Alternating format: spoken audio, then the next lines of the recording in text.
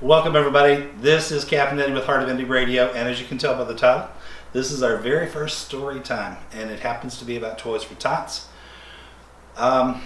In the interest of transparency, there are no scripts today. It's just me and you, from my heart to yours. I do have one device here, and it's just my phone, and it just has some questions that you guys have sent me. Thank you so much for all those questions. Obviously, within the constraints of this video, I can't get to all of them, but I tried to pick, half a dozen or so that were pretty interesting and revealing. This is kind of tough for me, as you will discover as we move forward. Anyway, so the purpose of tonight's video is to kind of share why Toys for Tots is so important. Toys for Tots has been changing the lives of millions of children since 1947. Looking at the numbers for a minute, let's just take a look at the math. I love math. We have something in the neighborhood of 330, 340 million people in our country. That's a lot of folks across 50 states, right? Think about this for a second. Since 1947, Toys for Tots has touched the lives of 265 million children. That is a pretty effective percentage, don't you think? It's just an incredible organization. It's ran by the United States Marine Corps, and they do an incredible job, and as do all of the frontline folks out there that normally are a part of the drive for Toys for Tots. Police stations, fire stations, stores, retailers. You see the barrels for toys everywhere under normal circumstances. 2020 is not a normal circumstance. It's difficult. It's more difficult than ever before. We are very proud of Toys for Tots. This is our 6th year doing this. We have been behind them for years, and we do this out of the goodness of our heart. We are not paid by Toys for Tots. We're not sponsored by anybody for Toys for Tots. This is just something that we truly believe in, and our volunteers believe in, and we are doing this video to help maybe touch your heart, and maybe you'll reach out to toysfortots.org/donate. Yes, I'll repeat that address shortly. And from the comfort of your own home, in your pajamas. We make jokes about this on the air, on the station, but sitting there in your pajamas with your device, whether it's your computer, laptop, tablet, cell phone, whatever, and you can make a donation right there in the safety and convenience of your own home and touch the life of a child. Why I think this is so important is because when you touch the life of a child, more often than not, you don't see the immediate benefits, the long-term benefits. Yes, you find out that they've got a toy and they've got something to play with and they feel involved and they're not sad during Christmas. All those things are true. The hidden benefits is that they very often pay it forward. They carry that with them throughout their lives and pay it forward in ways that you can't even imagine. And I've seen that happen time and time again. So what's tonight's story time all about? Because we've been talking about Toys for Tots on the radio on all 3 of our shows, on the Memphis show, the Eddie and Emmy show, and the European show for weeks, as we do every year. So what's so different this year? Well, in our conversations, I kind of let it slip that I understood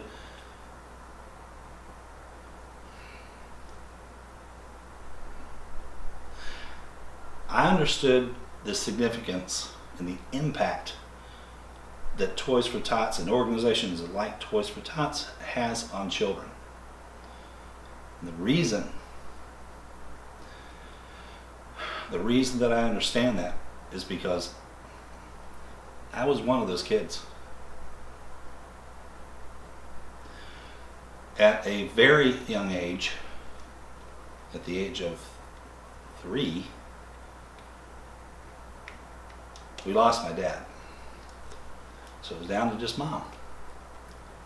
And she did her best. If any of you know single moms, you know the struggle they're up against. And some of the questions that you guys asked were very pointed questions, and I'm going to get to some of those right here. but it was very difficult. I'm going to talk in just a moment about what that meant to me at the moment, but I just want you to know that it really touched my heart later on more. I mean, at the time, okay, I was just a kid, and true, I just wanted to be a part of things. I didn't want to be the kid that's left out. When you see all your friends playing with their new toys, and you are out there with your old toys, that's very tough for a child, because through no fault of their own, and more often than not, through no fault of their parents, they're just in a bad situation that year. And it might be a cycle. They might be on a downward spiral. Something's going on in their lives that it takes a few years to get out of. You don't know their situation. And we'd ask that you not judge that and just try to reach out and touch a child's life. Okay, how about we get into these questions, because this may help you understand some of the things that you are wanting to know, and it'll just help me emotionally to get through this. This is not easy. This is the first time I've shared this publicly ever. Not even with members of my distant family. They don't even know this story. Well, they do now, along with millions of people globally. Sorry, family, but this is the right time to talk about it, and it's under the right conditions, and this is my way of giving back. I don't feel like I do enough. We try every year, but I don't feel like I personally give enough, and so I just keep working at it. Okay, so how about we talk about some of these questions you guys sent in. Okay, how old were you? Okay, my earliest age that I can remember that situation, I was 8 years old. Little guy, you know? And Christmas was going to be tough. We'd already gotten the talk. Mom had already talked to me about Santa Claus having a hard time. I didn't know that she was Santa Claus at the time. This was also my rude awakening to trying to figure out the difference between Santa Claus and Mom. And then reconciling that with the kindness of others, because I'm going to tell you how that came about in just a second. And so I had to grow up a little faster than most 8-year-olds. But having said that, the second question that someone asked was, what toy did you get? Okay, so this is how it's a little different. In this instance, because it was an organization, and for whatever reason, and I was too young to know, and I couldn't begin to tell you why, they weren't delivering these toys door to door. You had to show up at this big facility, and there was hundreds of kids everywhere. I was not alone, and you know, I didn't feel embarrassed or anything. I didn't know what was going on anyway, really. I just knew I seen Santa Claus up there, and trees, and hundreds of presents, and Mom said, you know, just stand here, be quiet, behave, and maybe they'll call your name. We'll see. Well, they did. And I got my first exposure to the kindness of others through that gift-giving process from others. And you know, if you get a really cool gift for Christmas, you forget that it didn't come from Santa Claus. Well, it kind of did. He's on the stage. And it didn't come from Mom. But you figure out that this gift came from somewhere. You get inklings of it. You start asking critical questions. But again, if the toy's cool enough, you just kind of blow it off and this is cool. I'm going to play with this. Okay, so what toy did I get? 2 things. I just know I'm going to rub for this on the station this weekend or next. 2 toys. One was a red and white Tonka truck, kind of like a Jeep, more like a Jeep. And the guys out there, and some of the girls, I'm not going to make this a gender specific thing because I've seen girls play with these things. I've had girls play with these things. Those Tonka trucks and Jeeps were tough. I played with it. I poured sand in it. I rode that stupid thing. Okay. The other gift that I got, and I mentioned this other gift on the air, and I didn't mention the Tonka truck. The other gift that I got was this strange projector. It was a two-tone dark gray and light gray projector, and it sat on a table. It had a big lens on the front of it, and it had these drapes down the side, and the idea, it had a light. The idea was whatever you put underneath it and let the drapes fall, it would magnify and project it on the wall. Man, I thought that was so cool. And so it became an educational tool because I learned about light, magnification, refraction, and later on I got into photography for decades and still love photography. That led obviously to graphic design, that sort of thing. You guys know that we do, there's 4 of us that do your graphic design work. And so that toy, in an indirect way, led to an art credit in college. It led to an art that I love, photography. I mean, I had taken thousands and thousands and thousands of photos. I'm talking about from the days of developing your own film in the lab, printing it on the paper yourself, and that's where the real art comes in, is in the darkroom, not just when you snap that image. Now it's all digital. But anyway, but that toy, that projector, because it led me into light control, magnification, refraction, and photography, and digital media and graphics, has also led me to helping others, providing them with things that they can't afford to do themselves. They either don't know how to do it themselves, or they and their parents don't have the funding to pay a graphic designer to do the work that we do here at Heart of Indy Radio and Hands of Grace Ray of Light, absolutely free. We never charge anybody for anything. And we're very proud of that. Okay, how about your other questions? Let's see. Did you have brothers and sisters? Oh my gosh, yes. 4 brothers and a sister. And I know some of you are probably thinking, oh my God, that poor girl. Anyway, I was the baby of the family. And I got picked on quite a bit, but you learn to kind of stand up for yourself. Anyway, yeah, had a lot of fun. Where did your mom work? Well, I guess a lot of kids would like to say, well, my mom was a lawyer or a doctor or whatever. My mom was a seamstress. Yes, she could do clothes in a heartbeat, but that wasn't her thing. She did heavy duty sewing on those big machines that made awnings, big canvas awnings, and that sort of thing. And I know a lot about, well, that's in reverse. I'm sorry. I told you there's no script. I know that she did those. I know you've been to like a French restaurant and the awning rolls out to kind of keep the sun and the rain off.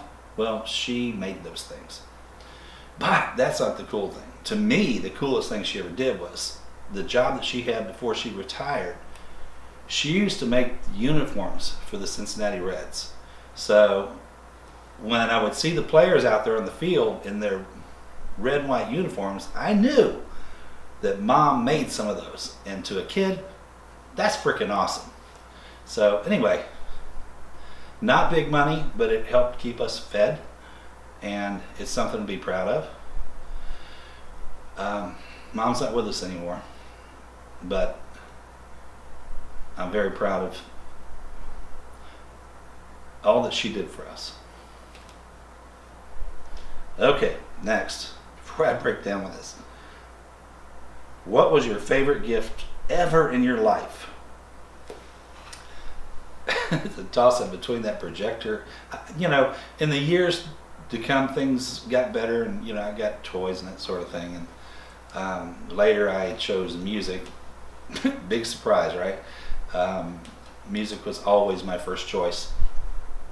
Record players, music. Record players, music.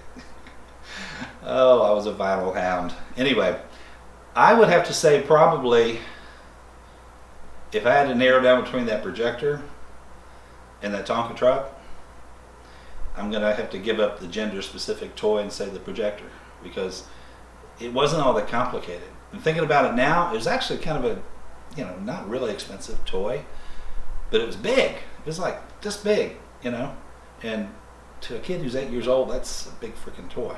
And it did a lot of really cool things with whatever. It's up to your imagination. It was limited only by your own imagination. That had to be my favorite toy, just because of the outcome, where it led me in terms of getting hooked on photography and graphics, that sort of thing, and now helping people with those same skills. And so that projector has really, really paid it forward. I don't know who bought that and donated it through Toys4Tots, but that was money well spent. And that's exactly the point we're trying to make in this video. What you do today can change the life of a child forever. Okay, I promised this wouldn't be too long. Did your experience change your life negatively? I didn't know what to make of that question. I think what they were trying to say, did it ruin your life? Because you were poor? No. In fact, I think just the reverse. It proved to me that there's some really loving and kind and generous people out there. And I've never forgotten that, and I've carried it with me my whole life. I don't look at people in terms of their color, their gender, their cultural standing, their socioeconomic standing, their education, their religion. None of that matters. What matters to me is what's in their heart and how they carry themselves through life. Not what they have, but who they are as a person. So no, it didn't impact me negatively. It impacted me very positively.